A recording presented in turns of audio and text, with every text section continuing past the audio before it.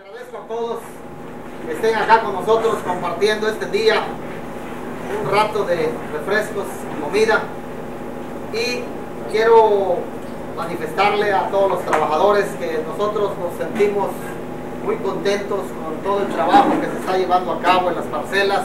Pues gracias a ustedes la empresa Huertas Magaña está creciendo poco a poco y nosotros nos sentimos bien. Espero que ustedes también así sea, pues la idea es seguir creando más empleos y cada día poder darle al trabajador un poco más para que viva mejor.